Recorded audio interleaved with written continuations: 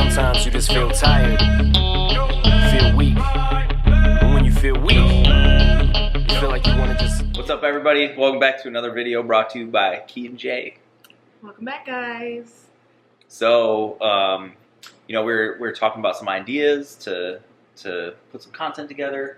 I really wanted to do our experience of watching The Wire.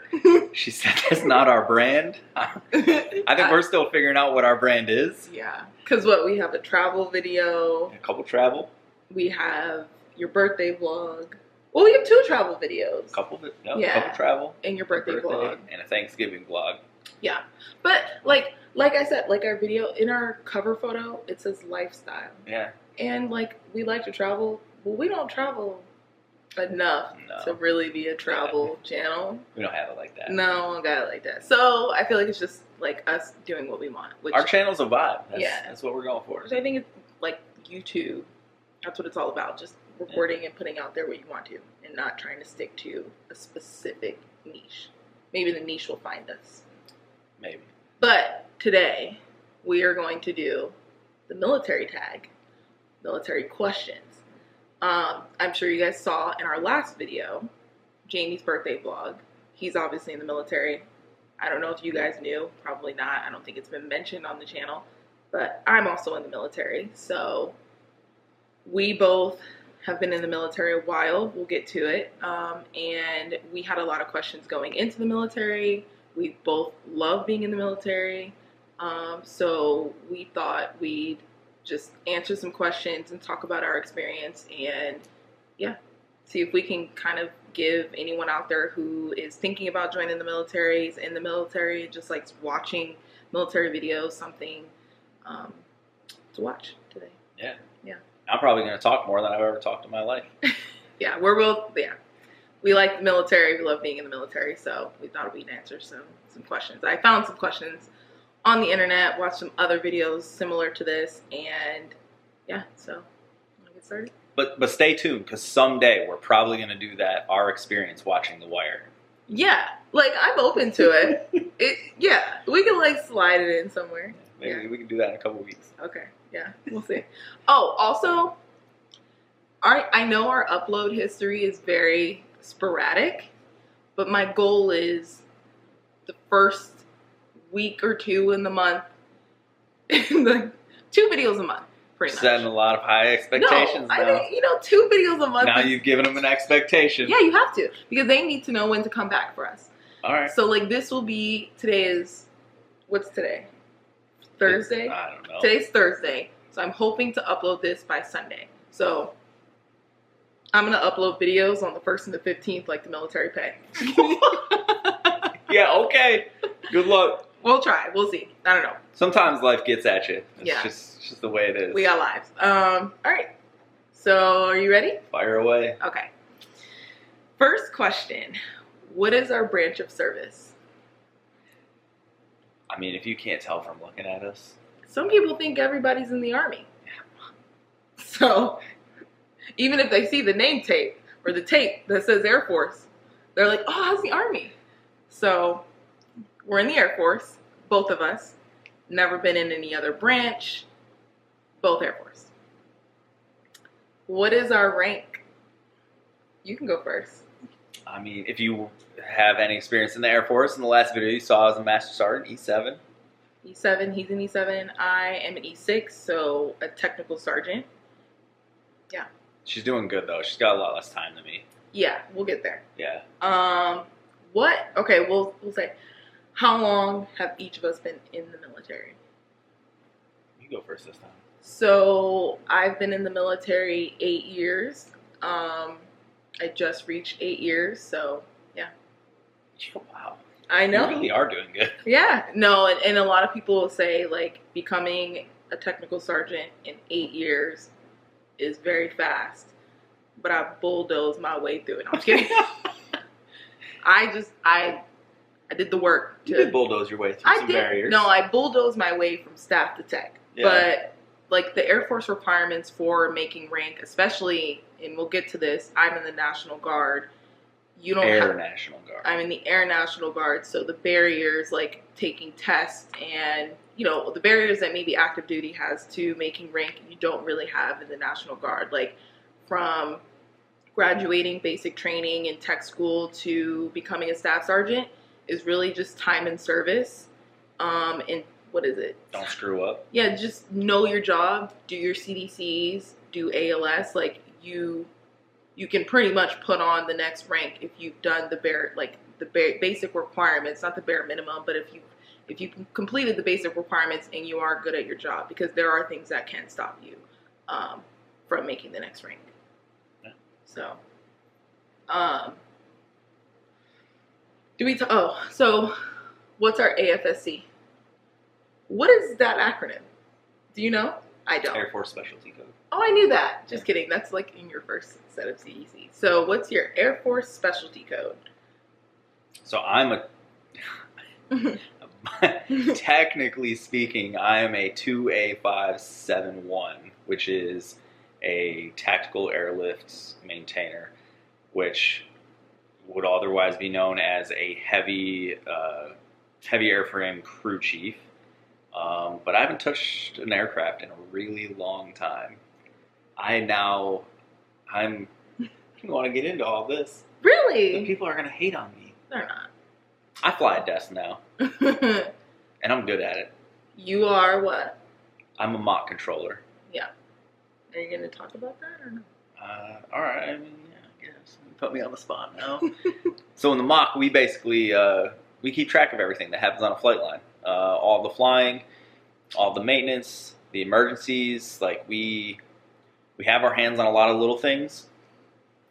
Most people, they don't really look at the mock as like a glorious position. It's a bunch of people who, couldn't cut it or were hurt but no, that's an active duty. I feel like it's definitely that presence is felt way more in active duties, and they have a lot of younger airmen in there. But in the Guard and Reserve, like you'll find a lot of older people in there. You'll find a lot more rank in there. But it's cool. I will say, like, there are a lot of mock controllers in the world that they just kind of do the job. They're robots. They do what they need to do, what's required.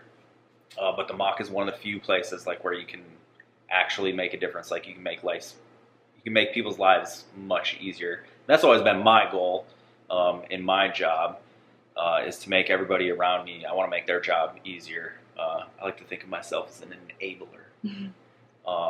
And one of the things that I say often, and you'll probably hear me say this again, but I'm a big believer in be good at your job and be good at people, and you'll be successful in life. And that's something that, has really helped me. Like in the mock, we're talking to all kinds of different people. We're involved in some way in a lot of different things. So being good at people and being good at my job has definitely got me places. And I think you don't realize how, like, as far from a maintenance standpoint. So my job is a 2W171, which is aircraft armament systems. We call it weapons. Everyone knows this as weapons. So basically our job is to load, maintain anything involving in the weapon system, loading bombs and missiles onto the it's not just the F-16. My airframe is the F-16, but we could be loading on A-10s or, I don't know, B-2 bombers. But my airframe is F-16s. And the mock is like at the center of, not the center, but they are our go-to. Like if we need assistance on the flight line, if there's an emergency on the flight line, like they are the ones that we go to in our briefings and everything before, like we know like the mock is there. So don't let him downplay. It's funny because you have that perspective, but I know you know the story. But one of my favorite stories, when I came to this unit, shortly after the unit that we're in now. Yeah, obviously we're in the same unit. I came to the unit. I was on a TDY, and I remember meeting this guy, very highly respected, very knowledgeable, also known to be kind of a hard ass. Like, I mean, he might see. He would know. He knows his reputation anyway if he ever saw this. But he basically said, like, I don't care about the mock. Like, the mock we could do this job without him. And I don't think so. I had to, well, no, you can. We could do our jobs without the mock, Yeah. but having that that safety, security, and like knowing that the mock is there. I told him he had all the wrong mock controllers. Yeah.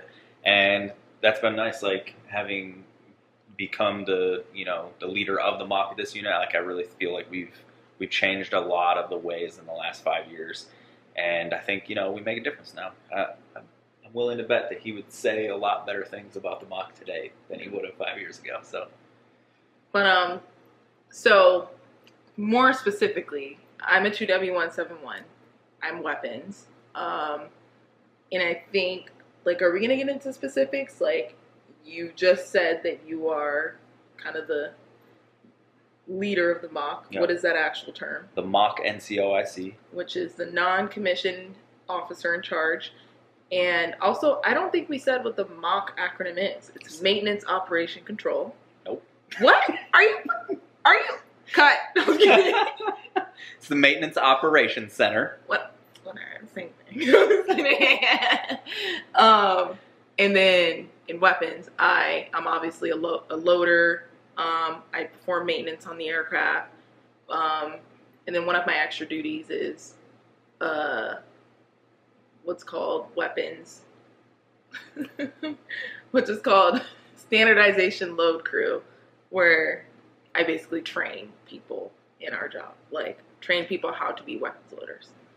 So yeah, Train, evaluate, certify, decertify if you messing up. Basically, she is very good at what she does. Yeah. And especially, we haven't talked about this yet. So the full time versus all. Oh, we'll get there. So. Well, I was gonna say you're very good at your job. Yeah. So I'm for the amount of time that you do it. I'm a drill status guardsman. Because when you're National Guard, you only, typically a drill status guardsman only reports 1 week in a month, and then they can do their what's called an annual tour, which is 2 weeks out of the year. And I've been a drill status guardsman for the majority of my career. When I first started, I was, going through training, so I was constantly out on what's called orders, which basically means I was full time. But after that initial training period, I've pretty much just been in DSG. Obviously, excluding like deployments and PDYs and things like that. And I guess the point I was trying to make, doing it 1 week in a month for the most part, there's a lot of people who do this full time. Our unit has our part-time workforce. We have our full-time workforce. So I am full-time. I'm AGR, so Active Guard Reserve, which, by the way, for any of the people out there in the military that might see this, you got to look into it. It is the best thing that you didn't know about. Yeah. But I feel like your reputation precedes you, and I feel like most people would say she could contend with any of the full timers who do it every day on the flight line. So you got a reputation. Position. All right. So. Wait, hold on. Ahoy, sailors! No, I'm just kidding. It's not that. I wish. That can go in the front. I wish. Today we're sailing away. We're on a couch. I want to be on a virgin couch. Hey, at least it's a nice couch. Yeah, it is. It's a really nice couch. Good job, us. All right, so yeah, the SIM card became full. Bunch of amateurs over here. We are. Hold on. I feel like it's not centered. Yeah, it's better. All right. So yeah, the SIM card ran out of space, so we're back. All right. So do we plan to retire? I will say I just re-enlisted a couple months ago for 6 more years after being in for 8 years, which will put me at 14 years when this enlistment is up. I can't tell you. Things are a little bit different now than they used to be. Like in the old days, when I first joined, like 20 years in the reserve, like there was something to work towards. Things have changed a little bit. Like the retirement system's changed a little bit. So yeah, like you had to do 20 years to get your retirement. Now you don't have to. I mean, to get the pension. To get the pension, but you can, like, it was either all or nothing before. So if you did your 20 years, you got your pension, you got your retirement before, and if you got out before then, you ain't getting nothing. Now you get a TSP match. Now you get TSP. Now you Take get that with you. Yeah, so TSP is basically a 401k, but it's the federal government's version, and it's kick-ass. yeah. Being a drill status guardsman, like I have a full-time job outside of this. I'm an accountant, I'm an auditor. And a degree. And I have a degree. And big thing a lot of people join for is education. And I work for the government. So like I'm in the military because why I'm still in the military, I've already received the benefits that I joined for, right? Mm-hmm. Like I'm only staying in because I like being in the military and I love this experience. So I mean the $60,000 that you okay, I'm gonna get there. With, I was really close. My ETS came up and I was going to get out, but then we were both on board. Like we were both on board. Left like, for you. Why? Like, I got my degree. Nothing left for you to get. Yeah, I got my degree. I'm good.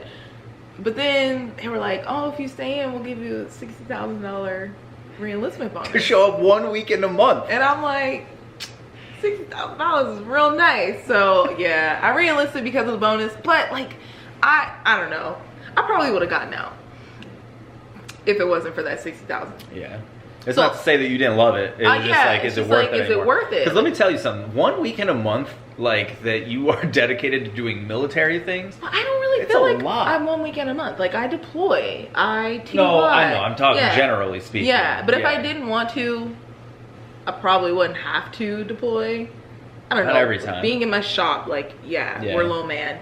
But I don't know where I'll be at year 14. What we need in our relationship. We'll have to have those discussions like when I get to life's year going to 14. be different 5.5 years from now. I may not want to stay in.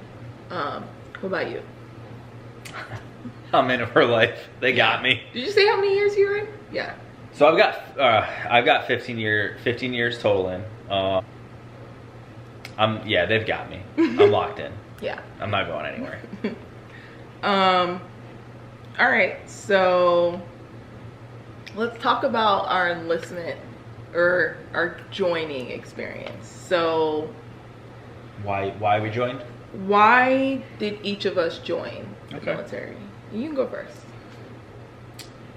So I joined the military because I grew up in a really small town. She grew up in a small town, but not a really small town. It's a big debate in our household. Who was the smallest town? I grew up in a small town. A lot of people don't make it out. I don't want to make it sound like hard or anything. It's not Don't that. make it out. But there wasn't like a ton of opportunity. Like there's a lot of people that are still in that small town doing small town things. And I kind of knew that I wanted to do something with my life. I knew I had very little discipline coming out of high school. I just knew I needed to get my life on the right path. I knew I wasn't going to go to college. I'm very smart and I'm a great test taker, but just no work ethic when it comes to like homework and schoolwork. So I pretty much got through high school taking tests. Like I aced every test while not doing the homework.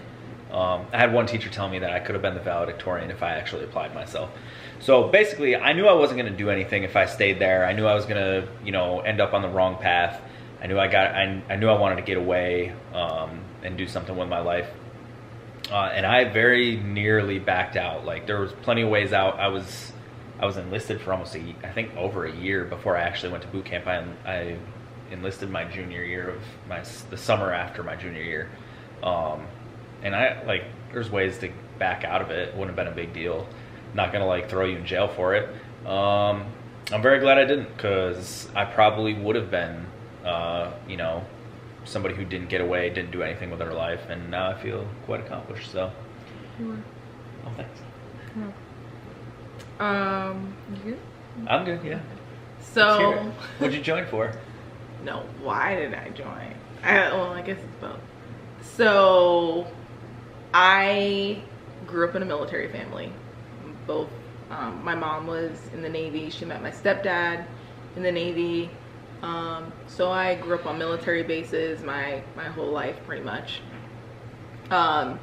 I never wanted to join the military. I think the thing that scared me the most is my parents talking about the gas chamber at basic training or boot camp. And I knew instantly I didn't want to join. I was like, who would willingly get gassed on purpose? Like, no, thank you. And just hearing my parents' experience, like, they didn't have an awful experience. Like, they knew the military afforded them the life that they had. But I couldn't do it. But anyway, so I played volleyball in high school. And I went to college, played D2 college volleyball, and my scholarship fell through. It was out of state. And I went back home after that happened, and I was just kind of in a state of limbo. Like, do I go to community college? Do I go to a state school in Arizona? I didn't really know. And I knew I couldn't afford college outside of, because both my parents had used their GI Bill. So I didn't have the opportunity to use their GI Bill. And I knew I wanted to go to college, but I didn't know how I was going to afford it, because if you know anything about FAFSA, is if your parents make us even an ounce of money, you get nothing. So I just decided to join the reserves in Arizona, and I knew the benefits, like I would receive school benefits if I joined the military, and that's kind of my main reason for going, is I wanted to be able to pay for college. So yeah. Which you did. Yeah, and I did, and I got my degree. Yeah. Now she's a real professional. Yeah. All right. Jinx. So the next question is, why did we choose Air Force over other branches? Well, first of all, look at us, like... We wouldn't have survived anything else. I'm kidding. Do I look like I belong in the Army? Well, that kind of plays... Don't offend Army or Marine. No, like, look, I'm not tough enough. I'm not some big badass. Like, that's what I'm getting at. Like... The Air Force is for soft people. Me up. Chill on the soft. Okay, fine. I will say, this is a part of my enlistment story, is I actually went to a Navy recruiter first. Because obviously both my parents were Navy. Well, not obviously to them, but... I just said it. Oh, I was okay, like, my parents were Navy. So yeah, I went to the Navy recruiter, had a terrible experience. Not to rag on the Navy, I think it was just that particular experience that I had where, you know, what happened? What the fuck? I'm trying to remember. Well, look. Here. Oh, wait, hold on. Okay, go ahead. I'm gonna tell it. So, quick anecdote. So, I went to the Navy recruiter. It was a reserve recruiter, and I went through the process of filling out all my paperwork. I went through MEPS. I went and took my ASVAB, got my ASVAB score, and they presented me with one job. Mind you, back then, I thought I scored terribly on the ASVAB. Turns out, I think I got like an 80, which isn't like... pretty fucking good. Yeah, which isn't horrible, but I thought I had a terrible score because they presented me with like this like plumbing job. And... You could have been a plumber. Yeah, and I'm like, I'm in this big office alone with these my recruiter and these other people. It was in the MEPS. Was it in the MEPS building or the building you go take your ASVAB test? They presented my jobs at MEPS. It might have been MEPS. Yeah. Because I remember it as MEPS. Okay, so at MEPS they presented me with this plumbing job, and I'm like, I don't know. I don't think I want to be a plumber or electrician or something. It might have been a plumber.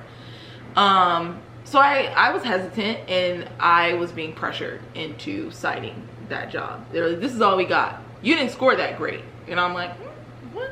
Are you sure? I was like, dang.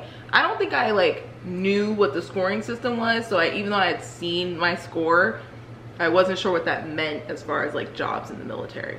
So I was like, dang, I suck. Like, I did not score high. And so I was doubting. I was like, maybe this is all I can get.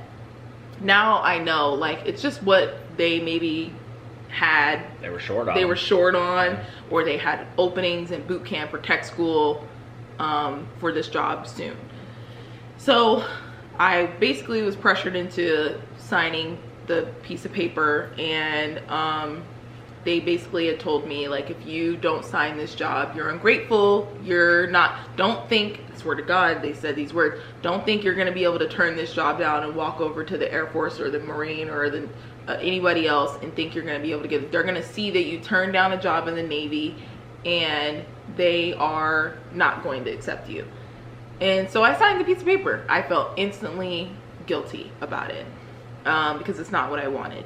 So I called my mom and I was like, Mom, I just signed for this job. I'm so scared. They locked me in a room, not kidding. Like, locked me in a conference room until I signed the job. So my mama, who got out in the Navy as a E5, she wasn't like an officer or anything. She called up her officer friend and she told them everything that I had just experienced. And he called, mind you, he was a retired officer. He called that MEPS office and said, shred that piece of paper right now. I was there when they got the phone call. He said, what you're doing isn't right. And they shredded that piece. And at the time that, like, by the time they got off the phone with him and all that, I don't know if my mom was downstairs or she was in the parking lot. I can't remember. But she came upstairs and she took me and we left, and I went over to the Air Force Reserves recruiter and had a much better experience and got, look, weapons is, I probably wouldn't have signed for it if I knew exactly what it was.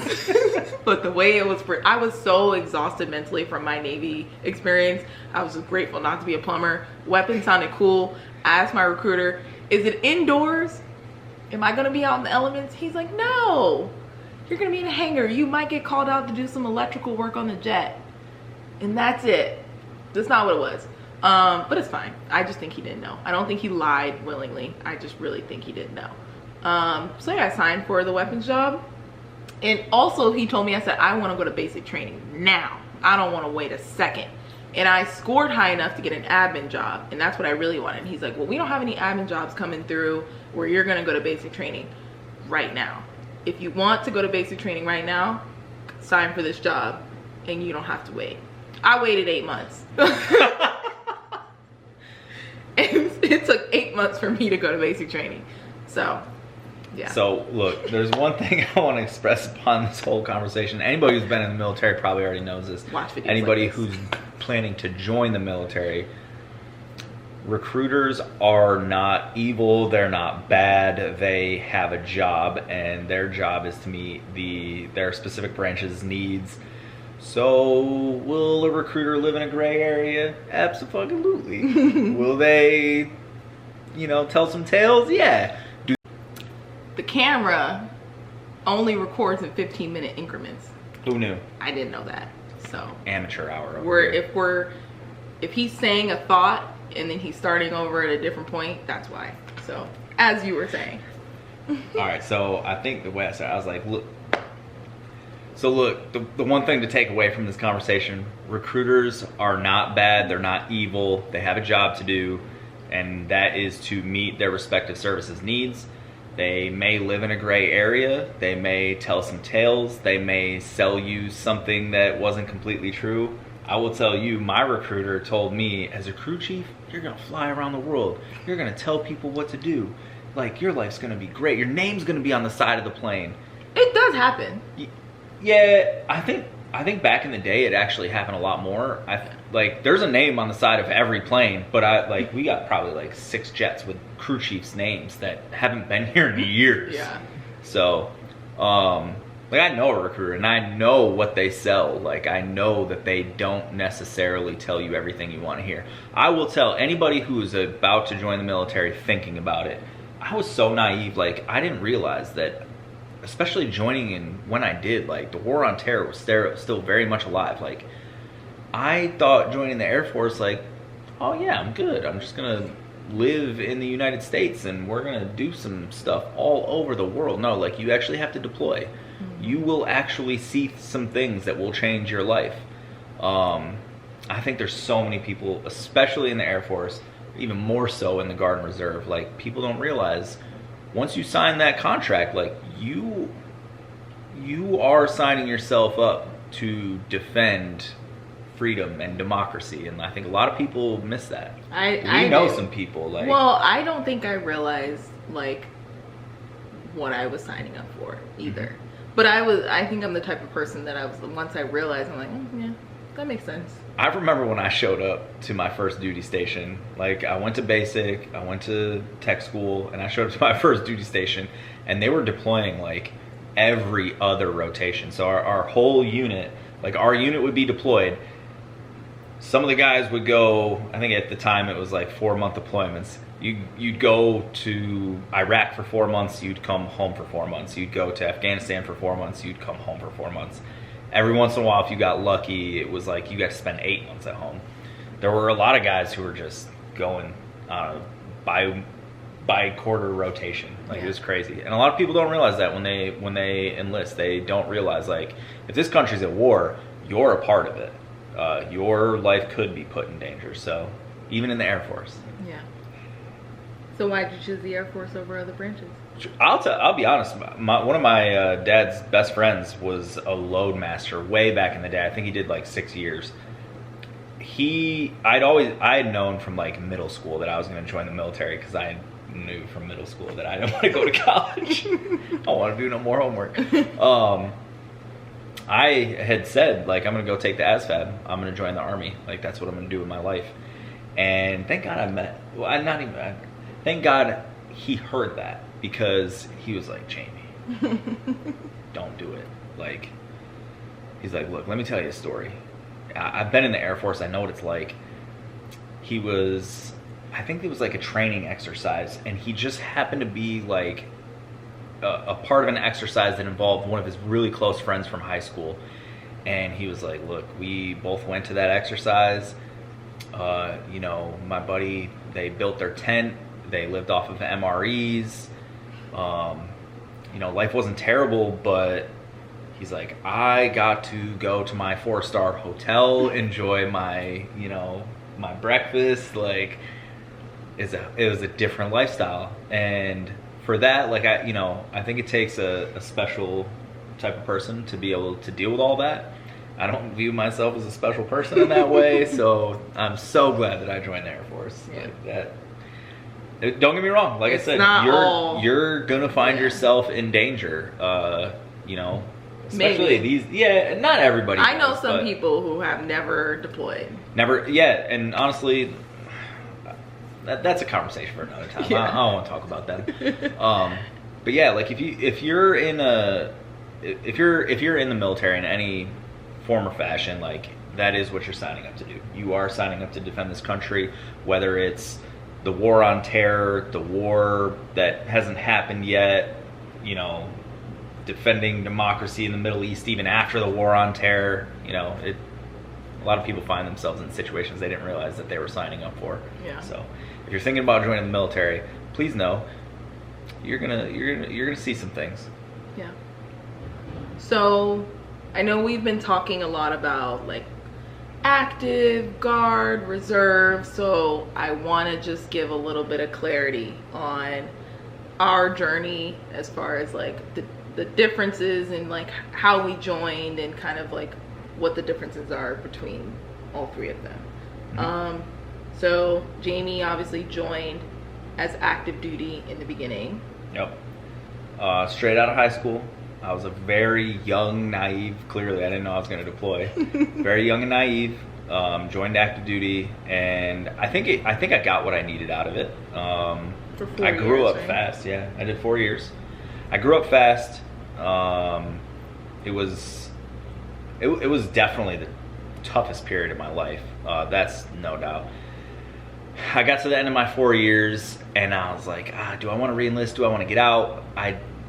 There was a tipping point at work where I was just like, I don't want this anymore. But at the same time, I also didn't want to throw the military to the side. Like, I enjoy being a part of it. I enjoy being a part of a team. So I decided to go back home, go to school, and that's about the time I found out about the Air Force Reserve and Guard. I had the option to go Guard or Reserve. It just so happened that the Reserve unit that was closest to home had the same airframe I worked on, which was the C-130, by the way, the greatest airframe that the Air Force has to offer. I disagree. I did that for a couple years. Had a great I did. I enjoyed it. It was, I did the 1 weekend a month. I did one deployment as a reservist, and then eventually I realized that I needed a full-time job. I had to like put my big boy pants on and grow all the way up. So I started looking for full-time jobs in the Air Force Reserve, which there's two options for that. You can be active guard reserve, which you are basically active duty, only you don't have to PCS, which is a permanent change of station. And that's the part where everybody views the military as, oh, you're constantly moving from base to base. Well, if you're in the Guard and Reserve, you dictate your destiny. So I was looking for opportunities all around. My best friend had moved to DC, and an opportunity presented itself in DC. So I took a full-time civilian position. So in the Air Force world, we were considered ARTS, Air Reserve Technician, and you're a civilian Monday through Friday, but you're still military. You do your drill weekend. It's very complicated. We don't have time for that. But one thing I learned, like especially in DC, I was not making enough money, and there was an Air National Guard unit right down at the other end of the ramp, and they had F-16 AGR vacancies all the time. My unit. I wanted nothing to do with F-16s. So I was like, nope, I'm gonna pass. I'm not applying for that. And then I didn't even know, so we're DC Air National Guard. There's only one Air Guard wing in the DC Guard, but I didn't even know that they had another airframe besides the F-16, because that's very uncommon for a wing to have more than one airframe. But they have C-40s, and we do VIP airlift, so we fly all kinds of politicians and world leaders, and it's a very unique experience. But they had an AGR vacancy, and being that it was a heavy aircraft, I was like, oh, I could do that. Like that's more my speed. That's what I want. So I ended up applying for that job, and luckily I got it. I mean, that's what led to us meeting each other. I know. It led to a lot of things in life. It was definitely life-changing. But so yeah, I've done active duty, I've done reserves, and I've done guard as an AGR. So that's where you are currently. Yep. Yeah. That's where I'm gonna finish. That's where I'm gonna finish my life. Yeah. Unless you read the news and then find out the DC Guard that might not be the DC Guard anymore. Yeah, that's another thing. But life comes at you fast. Yeah, it does. Yeah, I was in the reserves as well. At one point, I joined the reserves in Arizona, and I didn't know what the guard was when I joined. I probably would have went guard first if I had known what the guard was. But yeah. Why? Education benefits are a lot better. In the reserves, it's limited more, like as far as how much tuition you get. I think year. that varies state by state. So one thing to be clear, yeah. The reserves, and this is, a lot of people don't know this, the reserves is the federal, that's the big government, like they have their reserve force, that's the Air Force Reserves. The Air National Guard is state by state, and it's similar to the Army National Guard. Both are considered the militia aspect, like, thinking back in the way back. But every state has their own Army National Guard, Air National Guard, and so life is different between the reserves and the Guard. Yeah. The Guard are the ones who will, they'll show up when there's a natural catastrophe. They'll show up when there's riots in DC or insurrections, or however you want to look at things. So reserves is federally funded, and the Guard is through the state. So the state governor is kind of like the commander in chief until it really goes down, and then the president takes over everything. Yeah. Well, yeah. So I joined the reserves. I knew about the reserves because my parents were Navy. There's no Guard in the Navy, so there's only reserves in the Navy. So I knew that I didn't want to be active duty, and my parents were like, well, just go in the reserves. Like, you're still going to get the same benefits as an active duty person. Maybe not the exact same benefits, but you'll get most of the benefits. And so I joined the reserves in Arizona, and I loved it, and I did it for about a year and a half. And other circumstances led me to moving to Maryland, a previous relationship, and I wanted to, pursue that, and I wanted to continue college. And luckily my supervision in Arizona understood that. I heavily played on I want to go to college in Maryland. This school is going to be great for me.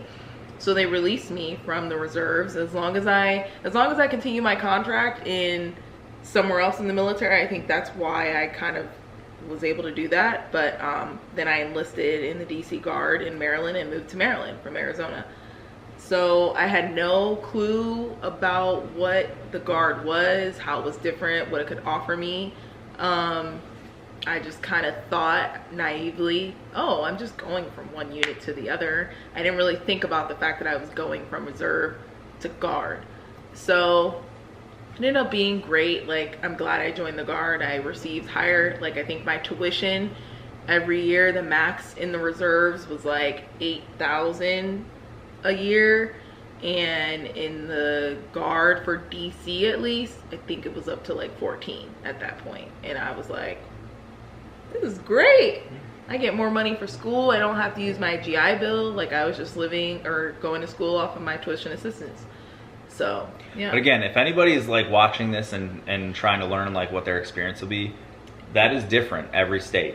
Yeah, if you join the state Guard. of Maryland, yeah. this DC's not a state. Yeah, that's a whole other complicated conversation. Yeah. But the benefits of the Air National Guard in California will be different from Maryland.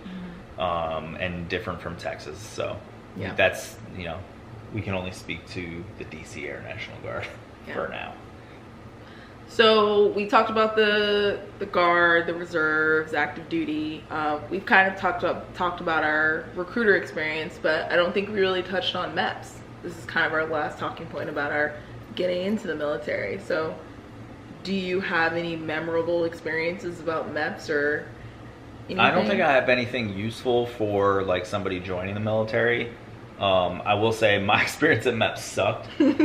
That is when I learned that I'm blind. Yeah, and you learn a lot about yourself at MEPS. So I never wanted to be a part of aircraft maintenance. I went to MEPS. There's so many jobs. Like, I wanted to be an aerial gunner so bad. Like, I thought I was gonna be a badass. I don't even know what that is. I'm assuming it's Europe in the air shooting stuff. Yeah, like you could be like a machine gunner on a helicopter or on an AC-130. You could be the one pressing the button or something like. I don't know. I never did the job, so I really don't know what it would have been. But I had all these things that I wanted to do. Like, I wanted to be in the air. I wanted to fly. I wanted to do something cool, and that's when I learned I'm pretty much blind. Not really blind, but. I didn't have correctable 20/20 vision, and I didn't have depth perception, and that held me back from so many jobs. So yeah, that's when I got pigeonholed into being a crew chief, which, not the end of the world. In the Air Force, there are two jobs in particular that like you're known as you're gonna work hard. Actually, I would say there's more than that. What are the two? I'm interested. Well, the two that they're like, if you go on social media, like the two that the Air Force really talks about are security forces and aircraft maintenance. Like, we work the hardest. Oh, I thought you were gonna say crew chiefs, because I'm like, everyone on the flight line works hard. Yeah, well, not everybody, but fuels. No, we're not gonna do all that. Okay. Weapons works hard. Yeah. But yeah, security forces and crew chiefs, like that's kind of like the rivalry. Like, oh, we get crapped on the most. Like, I agree though. There's definitely some other very stressful jobs, so I'm not going to discount anybody. And I know, the people in finance, they're trying. They are. There's just like a lack of accountability sometimes. But yeah, like I wanted to do some other stuff, and then I had 5 jobs before me that I had not researched one bit because I planned on being an aerial gunner or something. Like, I had good ASVAB scores. Good ASVAB scores don't get you anywhere if you can't see. But also like what the military needs. Like what job you want. Yeah. It might not be available at the time that you want it. I don't think that was an issue when I joined. Like I think there was a shortage. When did you join? I enlisted technically in 2008. Would that have been? Yeah, say it louder. I enlisted in 2008. Yeah, I'm old. All right, cool. They know from the last video how old you are. Yeah.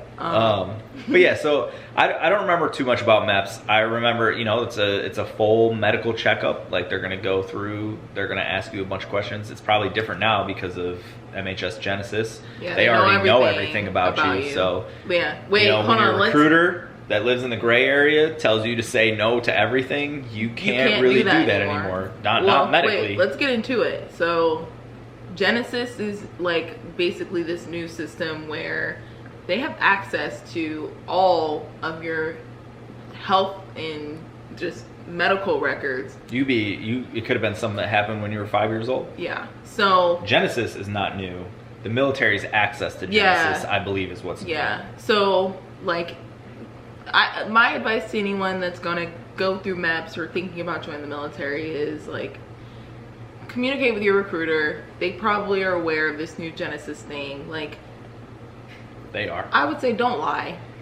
Like, yeah, you're gonna get caught. You're gonna get caught. But any good recruiter will tell you that. So if you smoke weed, tell them you smoke weed. Like, if you did something bad in your past, like, let your recruiter know so they know how to handle it beforehand and they can give you the truth as to. Yeah. Don't listen to us. Yeah. Listen to your recruiter. If Be honest with your recruiter. Yeah. My MEPS experience, like, similar to Jamie, I knew I was flat-footed.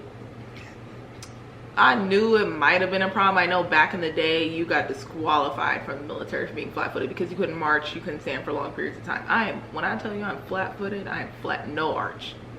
No arch. Right? He made a joke the other day. I'm flat-footed. They put on my paperwork. We had a duck walk. It was a line of girls. I had a duck walk from one end of the room to the other. I was the only one that they singled me out in front of a group of girls and they had me duck walking back and forth. And then they were kind of talking, whispering amongst themselves, and then finally I saw my paperwork at the end and they put extremely pes cavus. Extremely. And they put extremely. And they were like, that's when I was like, oh, I'm really flat-footed. Like, I didn't think it was that serious beforehand. I played sports my whole life. It never affected me. I ran track. Yeah, no. I think it was like something they were really considering. Like, is she doing the military? And I will say it definitely shows sometimes. Like, when I have to march, when I have to stand for long periods of time, my feet are burning. But now I know to like take ibuprofen or Tylenol beforehand, and I'm good. Wear extra socks. I wish there was ibuprofen for poor vision. Yeah, I know. It's okay though, because if I didn't end up in maintenance, we would have never met. I know. Fun fact though, I didn't know that I produce. Is this embarrassing? I don't care. I produce in what is the word I'm trying to say? I produce too much earwax. I didn't even know that. Yeah, I found out at MEPS. They were like, and that was something they were considering. Like, you have way too much earwax. I had to sit in a room by myself while they got rid of all the earwax in my ear. And they told me I should do this like every couple of years or yearly, like go and get my earwax. It wasn't fun. I had to lay on my side. They put something on my ear. They were like, this is a problem. So yeah, you find out weird things by yourself. But MEPS is all day. Be prepared to be there all day. It's your first military experience of hurry up and wait. Hurry up and wait, yep. So, all right, we talked about our journey to joining the military, why we joined the military. We talked about the Guard, we talked about reserves, we talked about active duty. We're now beginning to think that this is going to be a long video. So are we breaking this up, or are we just gonna keep going and making one video? Might have to now. So should we just to be clear, I said that this could be a whole series. Yeah. So I feel like we should end this and start the the next half. Yeah, the next half might be a little bit shorter. Yeah. It might be. All right, so we had a little business meeting, and we've decided we're gonna make this 2 videos because this went way longer than we ever anticipated. Actually, way longer than you anticipated. Yeah, we're gonna break this into 2, I think. So we're gonna end our sail away on the couch right here, and stick around and find the next video. The next Maybe video, next week? yeah, it'll Next be week? consecutive. But the next video will be, we'll get into, the basic training, basic training, tech school, and our actual deployment experience. So thank you for watching the first half where we kind of went over our pre-military experience, the joining process. If we talked about something that you would like to have more information on, put a comment. If you have more questions, put a comment or message us and ask the question, and we might make another video in the future, because we really enjoy talking about this Clearly. stuff. Yeah. And just for the record, don't be surprised if we're wearing the same exact stuff in the next video. Because we like to keep it consistent, right? Yeah, sure. Yeah. And if you hear footsteps in the background or noise, we've got the dishwasher going, and we got a dog. Oh! She popped up and said, "Did you know we were gonna talk about you?" We got a dog with some claws on some wood flooring. So we'll see you we'll see you in the next video. Bye. You're so stinking cute. You're so cute. Say bye, Raven. Look at the camera. Raven, look. Say bye.